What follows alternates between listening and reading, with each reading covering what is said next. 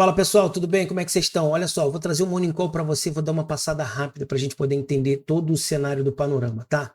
Olha só, mini índice fechando para hoje, no dia 3 de agosto. Mini índice fechando no dia 31 a 178.725 pontos, tá? A nossa macroeconomia, o Copom, por isso que eu coloquei aqui o Boletim Focus, para a gente poder entender que no dia 4 e 5 de agosto de 2026, a gente tem uma reunião para poder definir o novo patamar da Selic, atualmente em 14,25. Então a gente tenta entender ali entre 14,25 se cai para o 0,25 ou se cai o 0,50, tá? Que será a primeira decisão de juros de segundo semestre. Nossa primeira decisão da taxa de juros seria um corte de 0,25, tá? Podendo se estender a 0,50. Por isso a gente está vendo essa precificação do mercado aí oscilante, tá? O Boletim Focus também tem um fechamento para 13,75 e 14% ou 14% ao ano, tá? Então a gente precisa acompanhar na quarta-feira essa divulgação da nossa taxa Selic. E dependendo daí, o mercado pode começar a responder. Tá? Na nossa inflação, o IPCA 15 também, ele subiu 0,6, abaixo de 0,41. Então, a gente tem uma desaceleração frente a 4,8 do período anterior. Então, o que a gente entende nisso, pessoal? A gente entende que o mercado ele vai, sim, dissolver esses dados, diluir esses dados, para depois a gente começar a aplicar. E a gente precisa entender isso lá dentro do nosso cenário. Tá bom? Petróleo, a gente precisa ver um petróleo sendo comprado lá fora, ele aumenta de preço, a Petrobras também precifica e a gente tem um bom dado aí para que o nosso índice continue subindo. Tá? Já nosso câmbio fecha em 5,12, para ser mais exato, 5,11,7, aí precificou para 5,12.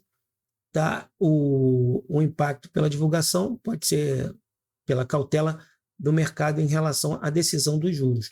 Então a gente tem ali um dólar sendo pressionado para baixo e a gente sobe aí. Agora a questão geopolítica lá em Wall Street, a gente tem o Irã, segue com o fator de risco extremo relevante, com reflexo direto no nosso preço do petróleo. Foi como eu falei anteriormente. Se a nossa base hoje é Vale e Petro, então se a gente tem uma economia, por exemplo, a China comprando muito minério nosso direto e a Petrobras vendendo bastante petróleo, né? A gente começa a exportar bastante barril de petróleo devido a essas guerras, enfim, isso tudo lá do Irã, então a gente tem uma alta no Brasil e aí base, né? Índice Ibovespa, Vale e Petro, a gente joga o índice para o alto. Tá bom? Notícia de alto impacto para o próximo pregão seria no dia 4 e 5, a reunião do Copom, a decisão da Selic anunciada à noite de quarta-feira. Tá? Vamos ver quem tem informação privilegiada. Tá? A produção industrial brasileira, dado a ser monitorado como termômetro da atividade econômica doméstica e evolução no conflito do Irã. Então a gente precisa ficar de olho aí. No dia 4 e 5, a reunião do Copom, que sai à quarta-feira à noite. Tá? E a produção industrial brasileira, dado de monitoramento como termômetro da atividade econômica doméstica. Evolução dos Estados Unidos, lá no fato de Estados Unidos e Irã na guerra. Então, o Brasil, ele sim se beneficia dessa guerra, a gente tendo um petróleo alto aí. Lembrando, tá, pessoal, sobre a ótica de fluxo institucional, qualquer rompimento de nível técnico é considerado como válido para acompanhamento de agressão compradora ou vendedora consistente no nosso book de ofertas. Tá? E não é apenas pelo movimento do preço isolado. Isso quer dizer o quê? Que a gente nada sobe ou cai sozinho e se tratando diretamente do índice. Tá? O nosso índice não sobe sozinho e não cai sozinho também. E movimentos laterais aproximadamente de ali uma tensão, onde a gente fica no meio, então por isso a gente pode ter um movimento lateral.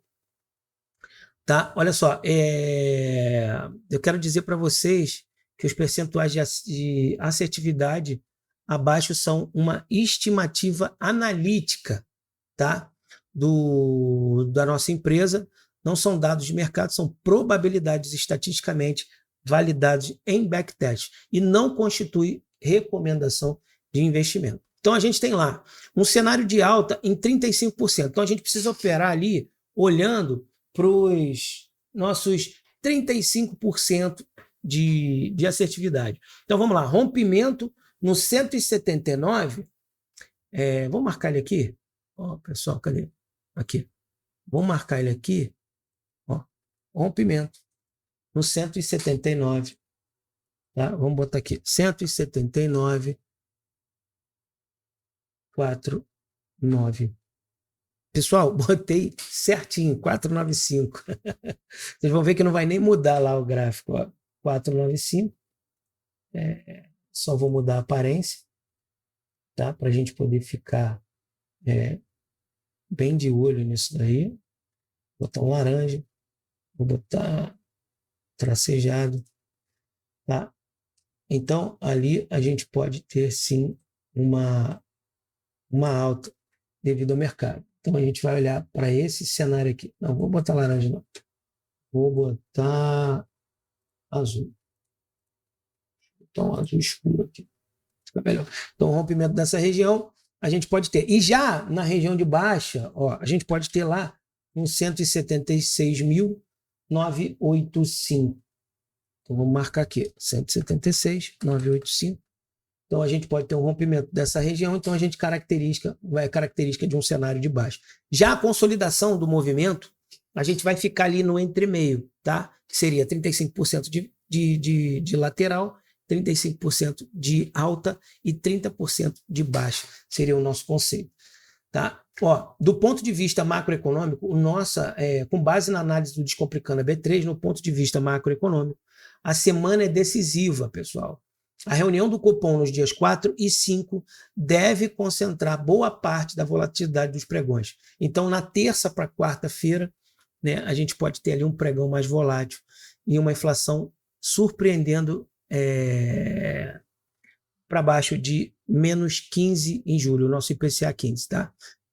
Abre espaço para continuidade de corte de juros no fato historicamente favorável à renda variável. Tá? Por outro lado, a tensão geopolítica no Oriente Médio segue como um risco relevante, com potencial de pressionar o petróleo e o câmbio caso haja escalado. Tá? Sobre a ótica institucional do Descomplicando a B3 aqui, o mais importante não é prever o futuro com certeza. Os 3 cenários apresentados são estimativas analíticas, não garantias, tá, pessoal?